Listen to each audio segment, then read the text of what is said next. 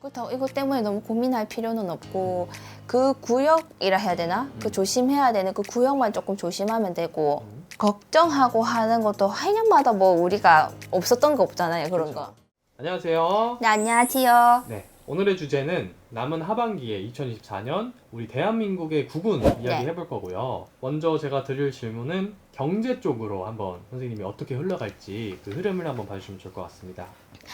저번에 잠깐 얘기했었는데 경제적으로 내가 이번 연도 겨울에 괜찮아진다 했잖아요. 조금, 진짜 조금. 네. 괜찮아진다 했는데 그것도 진짜 반짝 괜찮아지는 거지. 이 경기 침체라는 게 한 3, 4년 정도 가거든요. 3, 4년 정도 가기 때문에 이게 장기적으로 봐야 돼요. 괜찮아지는 게 한 번에 괜찮아지지는 않아. 네. 괜찮아지지 않기 때문에. 그리고 솔직히 말해서 지금 공장들도 문을 닫을 지경이고 맞죠. 또 매매 얼마나 많이 나오고 있어요. 가게들이. 음. 이런 상황에서 이것도 정치랑 살짝 조금 섞인 얘기지만은 네. 정책이 조금 잘못되지 않았나. 아... 네. 솔직히 지금 저성장에 완전 침체되는 분위기고 맞죠. 또 정책도 취약계층에 너무 치우쳐가지고 하고 있고 음. 중산층을 위한 그게 없잖아요. 맞죠. 그것도 그렇고 또 있던 돈을 이제 우리나라만 이제 경제가 심각한 게 아니라 전체적으로 그렇잖아요. 네네. 우리나라만 그런 게 아니라 있던 돈을 지금 사용하고 있는 거거든. 원래 보유했던 돈을 사용하고 있는 그거였고 이제는 스스로 벌어가지고 밥벌이를 해야 되잖아요. 맞죠. 있던 돈이 없잖아 다들.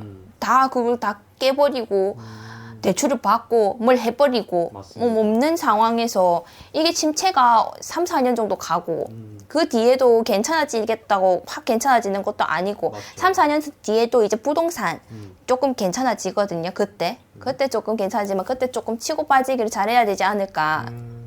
우리 신도님들은 구독자님들은 네네. 그리고 다음은 금리에 관한 네. 이야기도 질문을 하셨어요. 네 금리 지금 주거 안정이 1순위인데 네. 주거 안정도 지금 잘 안 되고 있잖아요. 맞죠. 전세값은 오르고 있고 그러면서 전세가 오른 지는 조금 됐잖아요. 맞죠. 매매도 지금 오르고 있고 음. 이게 안정이 돼야 되는데 이게 안정이 안 되고 금리도 정상화가 되긴 돼요. 아, 되긴 되나요?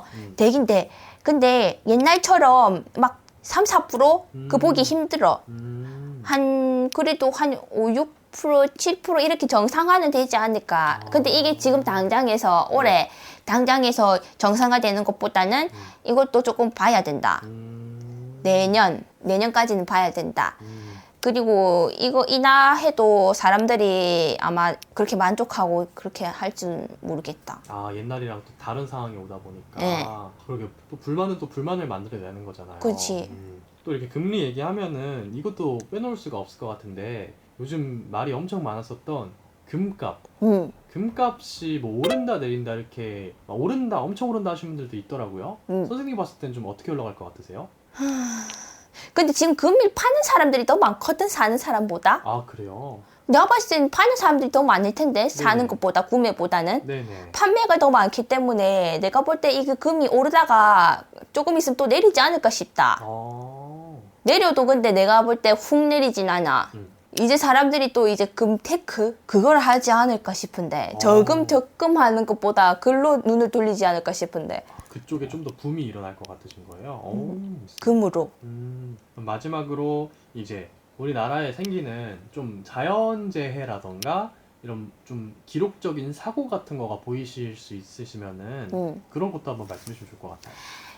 솔직히 말하면은 저번에 얘기 안 했던 이유가 저번에 국원을 찍었잖아요. 네. 찍었는데 얘기 안 했던 이유가 보통 그 시기 되면은 뭐가 오고 자연이 어떻게 되고 그런 시기가 있잖아요. 맞죠? 시기가 있어서 얘기를 안 했는데 이번에는 여름 때 6, 7월 달에 6, 7월 달에 이게 심한 물난리가 나지 않을까 싶거든요. 심한 물난리요? 예.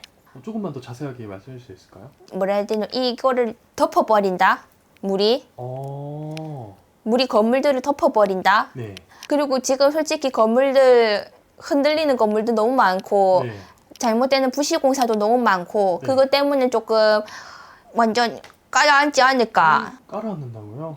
그렇다고 막 이렇게 확 깔아앉는 거라고 생각하는 것보다는 네. 이제 사람들 인명피해 있을 수 있고 아이고. 그 다음에 실종 이런 게 내가 볼 때는 있다.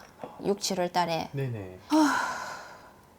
물난리도 그냥 물난리가 아니라 이게 물가에 있는 사람들 음. 조심하셔야 돼요. 물가에 있으면 안 되는 건물들이 있는 것 같은데 네. 그 건물이 흔들릴 수도 있거든요. 네네. 목포, 포항, 부산 여기 조심하셔야 돼요. 여기 이 중에 네네.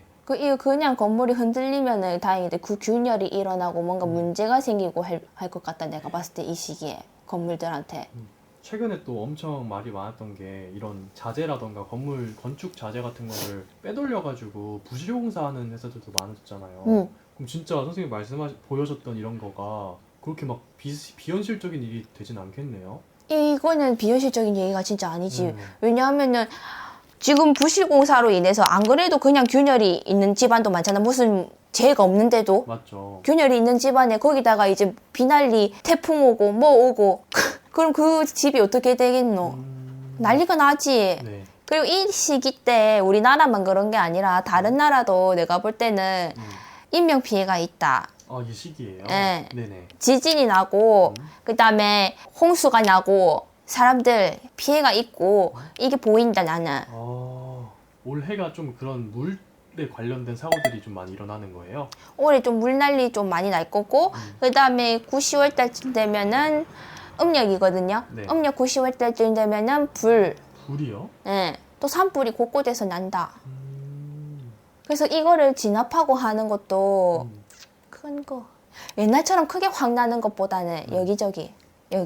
그리고 기후 이상 변화가 너무 많기 때문에 네. 이거는 사람들이 뭐 대비를 할 수 없는 거고 그래도 알고는 있어야지. 어떻게든 뭐 집을 뭐 옮길 수 있으면 옮기던가 좀 더 괜찮은 데로 네. 그런 쪽이 아닌 데로 옮기던가 또 불은 내가 봤을 때 뭐 어떻게 할 수도 없는 거고 사람이 그때 시기가 되면은 건조해서 나기는 나잖아. 불난리가 그죠. 불이 나긴 나잖아. 근데 이거를 어떻게 대비하기보다는 이제 조심은 해야지. 이제 내가 볼 때 근데 불도 불이지만 물이 조금 더 심하지 않을까 싶다. 알겠습니다. 오늘 이렇게 이 우리나라에 생길 좀 일들이라던가 앞으로의 조금 향방을 좀 알아봤고 오늘 영상은 이걸 보시고선 걱정하시고 고민하시고 무서워해라 이런 의도로 찍은 영상이 아니고 네. 그냥 이런 일이 있으니까 조심하고 넘어가자 이런 느낌으로 찍는 영상이잖아요. 네, 이 영상 보시고 사람들도 뭐 고민이라던가 그런 게 좀 없었으면 좋겠네요. 네, 그렇다고 이것 때문에 너무 고민할 필요는 없고 그 구역이라 해야 되나? 그 조심해야 되는 그 구역만 조금 조심하면 되고 걱정하고 하는 것도 해년마다 뭐 우리가 없었던 거 없잖아요. 그런 그렇죠. 거. 이것도 또한 지나가리 하고 조금 좀 안정을 해도 되게 괜찮을 거예요. 그래도. 알겠습니다. 오늘도 이렇게 귀한 말씀 해주셔서 감사드리고 오늘 영상은 여기서 마무리할게요. 네, 네, 감사합니다. 감사합니다.